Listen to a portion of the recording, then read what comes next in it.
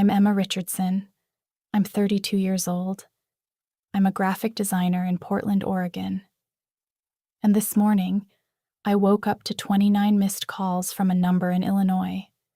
I stared at my phone so long, my coffee went cold in my hand, because deep down, before I even listened to a single voicemail, I already knew who it had to be. Some memories do not fade with time. They wait. They sit quietly in the dark corners of your life until one ordinary morning, they rise up and drag you all the way back. For me, it was one sound, one number, one flashing screen, and suddenly I was 12 years old again, standing alone inside Union Station in Chicago, watching the only people who were supposed to protect me turn my fear into entertainment. My mom left me at a train station as a joke. They laughed. They actually made a bet over whether I could find my way home on my own. I can still remember the way my stomach dropped when I realized they weren't coming back after me. The way every face in that station looked unfamiliar. The way the whole city felt too big, too loud, too cold for a little girl with almost no money in her pocket. That was the day everything in my life split into two versions. The girl I had been before that moment and the person I had to become after it. I never went back. Not that night, not the next week, not ever. I built a different life, a different name, and a future so far from them that most days I could almost believe they no longer existed. But this morning, those 29 missed calls proved something I had spent 20 years trying to bury. The past does not always stay where you leave it. Sometimes it comes looking for you. Hey, does the weather where you are feel perfectly in tune with your current mood right now? Growing up in Riverside, Illinois taught me very early that appearances meant everything in my family. To our neighbors, we looked solid and respectable, the kind of middle-class American family people pointed to when they wanted to talk about hard work and good values. My parents owned a small but successful chain of home goods stores, the kind of places that sold kitchen mixers, bedding, discount coffee makers, and every random household item people forgot they needed until they walked past a bright display. On weekends, my father grilled in the backyard. My mother waved at people across the fence, and everyone acted like we were building the kind of life other families should admire. But inside the house, love was always tied to performance, and safety depended on whether my mother was bored enough to invent another lesson. She loved calling them lessons. That was her favorite word. If I cried, I was too sensitive. If I asked for help, I was helpless. If I forgot something, I needed to learn responsibility. She could turn any normal childhood mistake into a reason to humiliate me. And my father always backed her up with a grin, like cruelty was some kind of team sport they both enjoyed. When I was 8, I asked for a pair of sneakers at the mall because my old ones were falling apart at the toes. My mother told me I was acting spoiled, marched me to a bench near the food court, and said if I wanted to live in the real world, I could start by sitting there alone and learning that nobody owed me anything. They left me there for almost 3 hours. I remember staring at the pretzel stand, smelling cinnamon and butter, trying not to cry because every time I cried, it seemed to entertain them. When they finally came back, my father laughed and asked my mother if she owed him $20 because he had guessed I would still be sitting in the same spot. When I was 10, I cried after a youth football game because a group of boys from school had mocked me in the parking lot.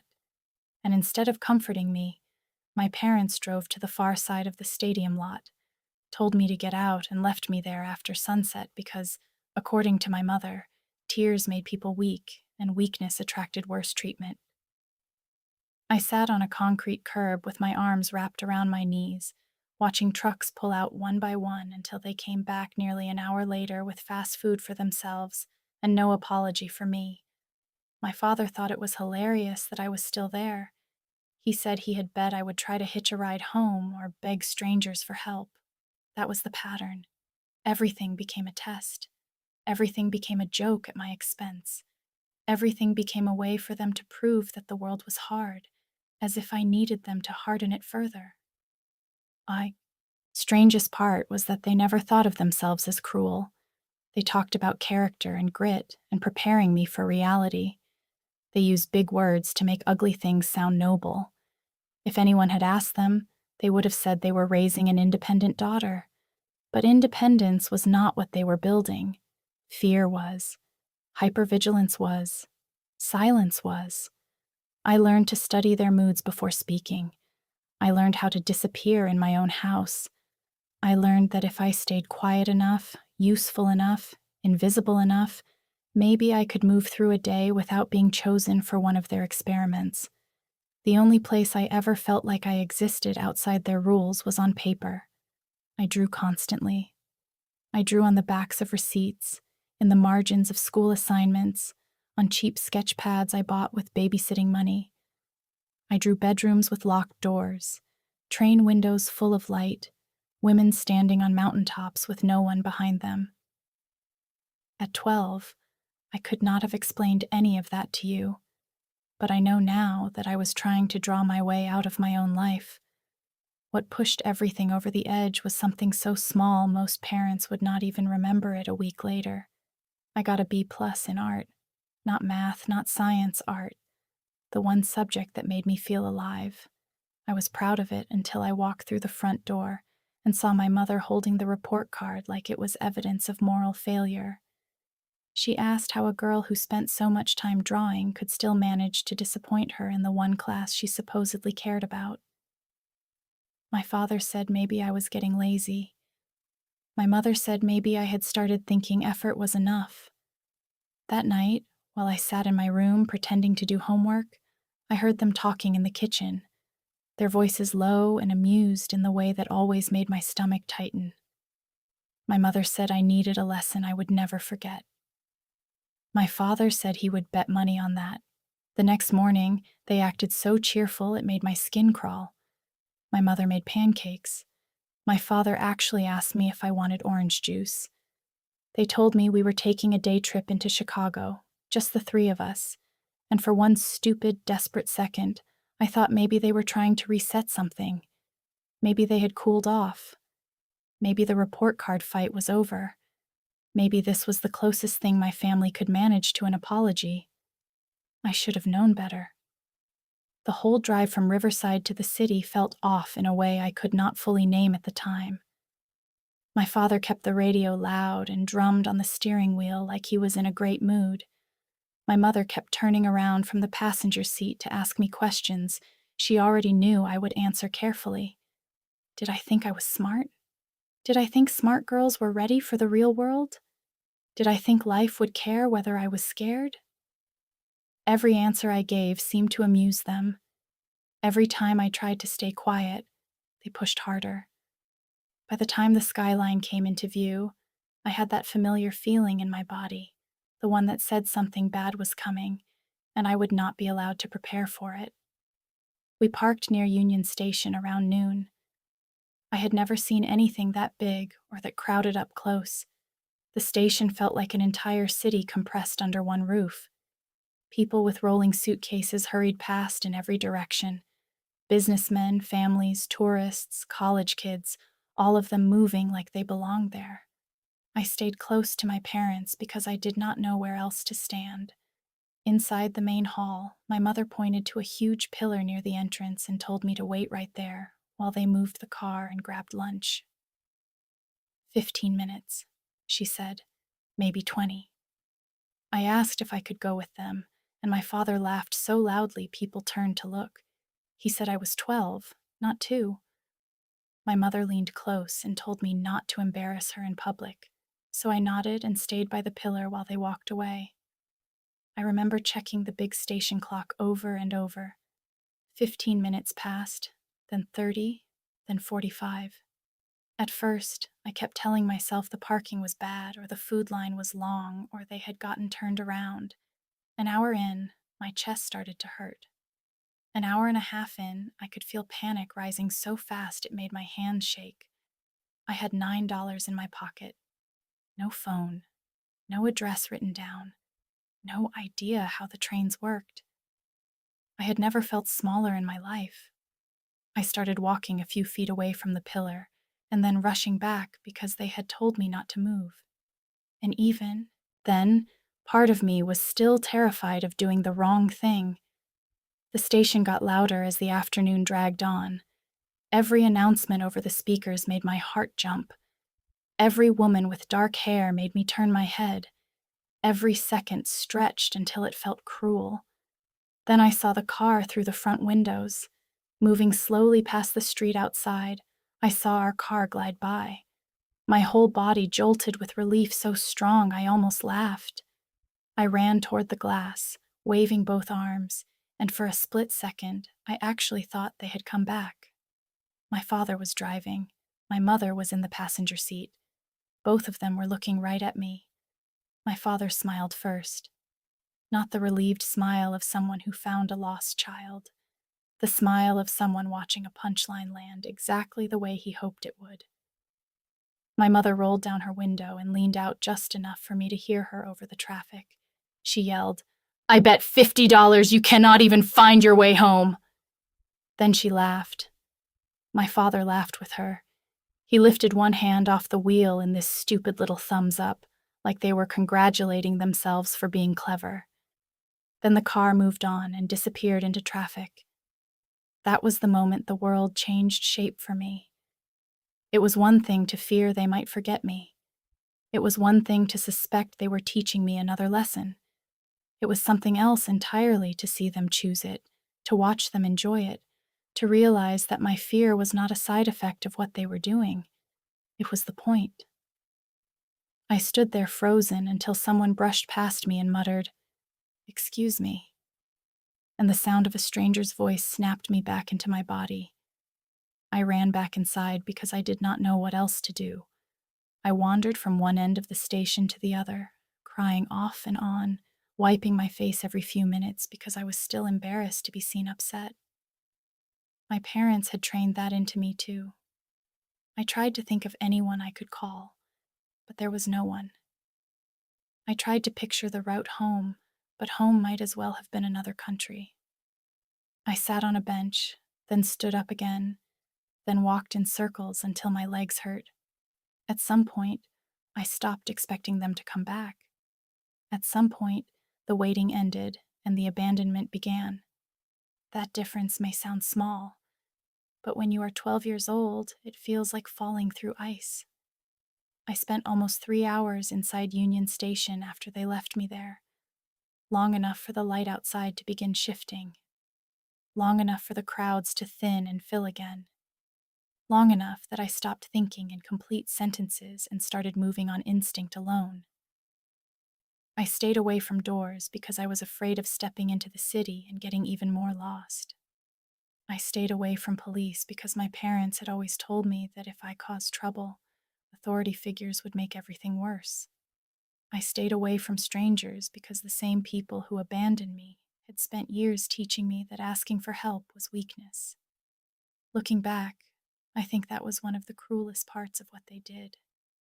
They trained me not to trust anyone, then left me in a place where trust was the only thing that could have saved me quickly.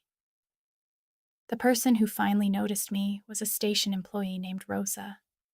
She was in her 50s with tired eyes and the kind of calm voice that made you want to tell the truth even when you were scared. She had apparently seen me pass the same row of seats and vending machines multiple times. She stopped me near a hallway leading toward the administrative offices and asked if I was lost. I lied immediately. I said I was waiting for my parents. She asked how long I had been waiting. I said I did not know. She asked if I had eaten. That was the question that broke me. I started crying so hard I could barely breathe. All the shame I had been swallowing since noon came apart in one ugly rush. I told her they had left me. I told her they drove past the station and laughed. I told her my mother had bet money on whether I could find my way home. Rosa did not react the way my parents would have. She did not tell me to calm down or accuse me of being dramatic. She crouched slightly so her face was level with mine and said very clearly, "You are safe right now, and I am going to help you. Security was called first, then transit police. One officer took my statement while another checked the station cameras covering the front entrance. They were able to confirm that I had been standing there for a long time and that a car matching my description had slowed near the curb outside before leaving again. That mattered later. At the time, all I knew was that the adults around me had suddenly become very serious. One of the officers asked for my parents' names, our home address, our store name, everything I could remember. Another brought me water and crackers because I had not eaten since breakfast. When they finally reached my parents by phone, I could hear only half the conversation. But I will never forget the expression on the officer's face. It went from cautious professionalism to open disbelief in about 10 seconds. He asked if they were on their way back to Chicago immediately. Then he went quiet for a long moment, listened, and said, "No, ma'am. Leaving a 12-year-old in a major transit station is not a lesson in independence. It is child abandonment." My whole body went cold when I heard those words. Not because they sounded too harsh, because they fit. By early evening, I was sitting in a small interview room with a social worker while a report was being prepared. She explained that because my parents were refusing to return right away and were still insisting this had been a parenting decision, I could not simply be sent home, even if they later changed their minds. There would be an emergency placement until family court reviewed the case. I did not understand most of the legal language, but I understood the look on her face. She believed me. More than that, she believed I had not been safe long before that day. I was terrified when they told me I would spend the night with a foster family. I had grown up on stories about what happened to children who were taken away. But then I met David and Catherine Miller. They were not glamorous, and they were not trying too hard to seem perfect. He was a photographer with ink stains on his fingers from handling prints. She was a preschool teacher who smelled faintly like lotion and classroom paper. Their house was warm and cluttered in a way that felt lived in instead of chaotic. There was a lamp on in the entryway, framed family photos on the wall, and a dog bed in the corner, even though the dog itself was asleep somewhere in the back. Catherine asked if I wanted spaghetti or soup. David asked if I preferred the hall light on or off when I went to bed. Nobody yelled when I said I did not know. Nobody made fun of me for crying at the dinner table after taking 2 bites and realizing I was too exhausted to pretend I was okay. That first night in their guest room, I barely slept. Every car door outside made me flinch. Every creak in the hallway made me sit up. But even through all that fear, one thought kept circling in my mind. A stranger at a train station had shown me more kindness in 5 minutes than my own mother had shown me in years. I did not have the language for that yet. I only knew that the world suddenly looked different. And once you see that other people are capable of protecting you, it becomes impossible to keep calling cruelty normal. The days that followed felt like living inside somebody else's life. I went from the Miller house to meetings with social workers, then to therapy evaluations, then to a family court building downtown where adults spoke in careful voices about my future, like it was both fragile and urgently important. My parents showed up with a lawyer and the exact same attitude they had always had at home. Calm, offended, slightly amused that anyone was taking this so seriously. My mother wore a navy blazer and pearl earrings, as if looking respectable would erase what she had done. My father kept leaning back in his chair with his arms crossed, like this was all an inconvenience he would eventually outlast. They did not deny leaving me at Union Station. That was the unbelievable part. They admitted it. They just insisted it had been controlled, educational, necessary. My mother actually said they were trying to build resilience. My father said children in this country had become too soft and somebody needed to teach them how the real world worked. I sat across from them listening to this and realized something that changed me almost as much as the train station itself. They were never going to become the kind of parents who understood what they had done. If they had been capable of that kind of honesty, they would have turned the car around before they ever hit the freeway. The court-appointed therapist's report described a pattern of emotional abuse, humiliation, neglect, and escalating endangerment. Those words were not mine, but hearing them out loud felt like oxygen entering a locked room. For years, I had thought my childhood was somehow my fault, because that was easier than believing the people in charge of me were choosing harm on purpose. The report made it plain. This had not been a misunderstanding. It had not been a strict parenting style. It had been abuse dressed up in middle-class language. When the judge finally asked if I wanted to return home while the court monitored the family, I said no. So quickly, the answer seemed to shock even me. My mother stared at me like I had slapped her. My father muttered something under his breath about ingratitude. The judge did not flinch. The next phase was supposed to be a path toward reunification, parenting classes, family therapy, supervised visits, regular reviews, a long process designed to give my parents a chance to prove they could change. On paper, it sounded fair. In reality, my parents treated it like a public insult. They hated the idea of being evaluated. They hated the idea of oversight. They hated that teachers, therapists, and court officers now had access to the private face of the family they had spent years polishing for everyone else. My father complained more about the damage to the store's reputation than he did about losing custody of me. My mother kept saying she would not let the state tell her how to raise her own child. And then, in the most important moment of the entire case, they were given a choice. They could commit to a 2-year reunification program and do everything the court required, or they could voluntarily surrender their parental rights. They chose surrender. Just like that. My chest did not break in the courtroom the way you might imagine. It went strangely still. I had spent my whole life trying to be good enough to keep them from turning on me. And in the end, they gave me up, rather than admit they were wrong. That was the truth that stayed with me longest. They did not lose me because the system stole me away. They handed me over to protect their pride. After that, things moved faster. The Millers were already licensed foster parents, and over the following months, they became something else entirely. David started setting aside old photography magazines and art books for me because he had noticed how often I drew. Catherine would knock before entering my room, which sounds like such a tiny thing until you grow up in a house where privacy does not exist. They learned what foods made me anxious because of old punishments tied to dinner. They stopped asking me to make eye contact when I was upset. They did not demand love or gratitude or instant trust. They just stayed.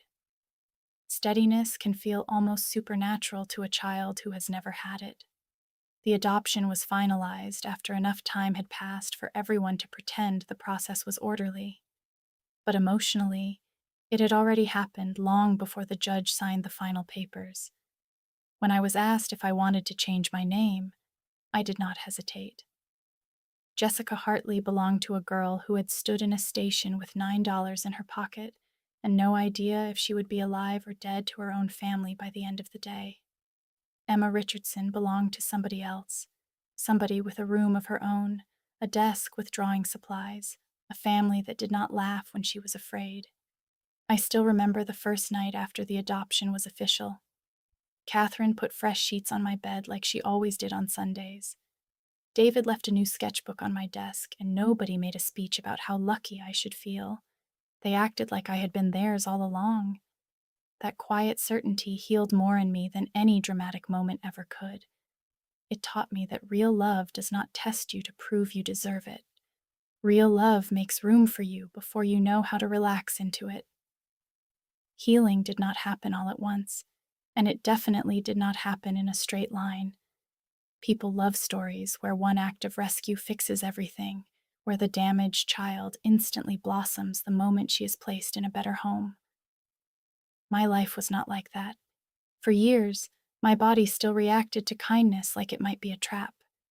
If Catherine told me she would be back in 15 minutes after running to the store, I had to fight the urge to stare out the window until her car returned. If David was late picking me up from an after-school event because traffic was bad, I could feel panic building so fast it made my hands numb. I hated waiting in public places. I hated being told to stay put. I hated the phrase, "I will be right back." Therapy helped, but it was slow work. The kind that forces you to say ugly truths out loud until your nervous system slowly starts believing what your mind wants it to know. I learned the words trauma and emotional abuse and hypervigilance. I learned that being hurt over and over does not make you stronger in the way cruel people claim. It makes you adapt to danger. It makes you brilliant at survival and terrible at rest. Through all of it, the Millers never rushed me. They came to school events, helped with homework, remembered what topics triggered me, and let me keep my bedroom door closed when I needed space. They did not try to erase what had happened. They helped me build a life where it was no longer the only thing defining me. Art became more than escape. It became structure, language, proof that I could make something beautiful without anyone's permission. I poured myself into it through high school, then into college applications, then into every portfolio review and late-night studio session after I got into the Art Institute of Chicago. Moving back toward the city that had once frightened me was not symbolic at first. It was practical. The school was right for me. The program was strong, but somewhere during those years I realized I was taking something back. The same city where I had once been abandoned became the place where I built myself. I studied graphic design, worked part-time, went to therapy, and learned how to exist around people who did not require me to shrink. After graduation, I took a job in Portland with a branding firm that specialized in small business identity work. And for the first time in my life, I lived far enough away from Illinois that it felt like geography itself was on my side. Portland gave me space. New streets, new habits, new weather, air fresh enough to clear my head. Eventually, I started taking freelance clients on the side, then opened my own studio. I built a reputation for clean visual storytelling, the kind of work that helped people say clearly who they were and what they stood for. Sometimes the irony of that was almost funny. My whole career grew out of the fact that I had spent childhood trapped inside somebody else's lies. I met Nathan through a friend at a housewarming party. He was a software engineer, patient in a way that did not feel performative and very hard to rattle. On our third date, I told him I had complicated family history. On our fifth, I told him a little more. Months later, when I finally told him about Union Station, he did not interrupt, did not overreact, did not offer me some lazy line about how everything happens for a reason. He just reached across the table, took my hand, and said, "That should never have happened to you." The simplicity of it nearly undid me. We built our life the same way I had rebuilt myself, slowly, deliberately, with room for honesty. We got married in a small ceremony with David walking me down the aisle and Catherine fixing the back of my dress while trying not to cry. We adopted a rescue dog named Charlie, a mutt with one torn ear and the cautious soul of something that had also been left behind too early. I blocked every account my biological parents ever tried to use to contact me. Facebook, Instagram, old email addresses. I even changed my phone number once after a holiday voicemail from an Illinois line left me shaking for an hour. I did not talk about them unless I had to. I did not visit Riverside. I did not use my old name. Most days I could go entire weeks without thinking of Jessica Hartley at all. That was the life I had built by the time the missed calls came in. A good marriage, a studio with steady clients, morning walks with Charlie, dinners with friends, Sunday calls with David and Catherine. A life so quiet and whole that sometimes I wondered whether peace always felt this strange to people who had not grown up fighting for it. Then my phone lit up with 29 missed calls from Illinois, and the ground beneath that peace shifted. There was a voicemail, then an email from an address I did not know. then a message request on LinkedIn, the one platform I had kept public because of work. That was the detail that made me understand this had taken effort. Someone had been looking. Someone had finally connected Emma Richardson to the girl they had once laughed at through a car window. I sat at my kitchen counter with the phone in my hand, while Charlie pressed against my leg, and Nathan watched my face turn white. I had spent 20 years making sure the past stayed buried. Whatever was happening now had dug it up with both hands. The voicemail was not from my mother. It was from my younger sister, Lily. I had not heard her voice since she was a little girl following me through the hallway in mismatched socks, too young to understand why the air in our house always felt charged. Her voice sounded older, rougher, the way voices do when life has pressed hard on them. She said our mother had late-stage cancer. She said our father had suffered a mild stroke 6 months earlier. She said the stores were gone, not struggling, gone. One by one, closed or sold off at losses after the family story I thought had been buried in court records resurfaced in the worst possible way for them. A relative had posted about the train station incident in a local Facebook group after my mother, in a stunning act of hypocrisy, left a comment on someone else's parenting post about how children today needed stronger discipline. That one comment opened the door. Old neighbors started talking. A retired court clerk, who should probably have minded her own business, but did not hinted that the rumors were true. Someone found an old newspaper brief about a custody matter tied to a minor abandonment investigation. Then a former employee from one of the stores chimed in about what my parents were like behind closed doors. The image they had spent decades curating collapsed in public, fast and ugly. Customers stopped coming. People drove to bigger chain stores in the next town rather than give them another dollar. Church friends went quiet. Civic groups stopped calling. Riverside, which had once protected them with gossip and politeness, turned on them with the same tools. Lily said they were living in a subsidized apartment outside town now. No house, no stores, no standing, no version of the old family left to hide inside. Then she said the line that told me exactly why there had been 29 missed calls instead of one respectful message. They wanted me to come back, not because they had suddenly become different people, not because time had made them brave enough to face the truth, because they were out of options and terrified of dying alone. I asked Lily why she was calling if she knew I had every reason not to answer. There was a long pause, and then she said, "Because I wanted you to hear it from someone who is not lying to you." She told me she had cut contact too, not years earlier, but recently after becoming a mother herself, and finally requesting copies of the court paperwork to understand what had really happened when I disappeared from the family. Our parents had spent years telling her a watered-down version, that I had overreacted, that the state had overreached, that I had been manipulated by foster parents who wanted a daughter. Lily said reading those records felt like being hit by a truck. She looked at her own little boy after that and realized she could never let people like that near him again. Hearing that should have made me feel triumphant. Instead, it made me feel tired in a place deeper than anger. She asked if I would come. I said I would think about it. Nathan told me I owed them nothing. Catherine told me whatever I chose, it had to be for my peace, not their comfort.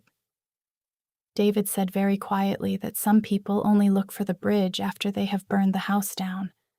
I sat with that all night. By morning, I knew one thing clearly. I was not going back to save them. I was going back to end it in my own voice. I flew into Chicago 2 days later and drove the rest of the way to the hospital where my mother was receiving treatment. The room smelled like disinfectant and stale fear. My father looked older than I had imagined. Smaller, too, as if illness and disgrace had finally stripped him down to the ordinary man beneath the performance. My mother still had that instinctively arranged face, even half sick, like dignity was something she could apply like lipstick. For a second, nobody spoke. Then my mother started crying before I had even sat down. Not a quiet cry either, the kind built to pull focus. She said my name, my old one. I corrected her once and only once. Emma. She nodded, dabbing at her face. And my father said they had made mistakes. Mistakes? The same cowardly word people use when the truth is too ugly to say out loud. I told them no. A mistake is missing an exit. A mistake is forgetting milk at the store. What they did was deliberate. They left a 12-year-old girl in a train station in a city she did not know, laughed while she panicked, and then spent 20 years lying about it to protect themselves. My father started to speak, probably to explain, but I did not come all that way to listen to another defense wrapped in softer language.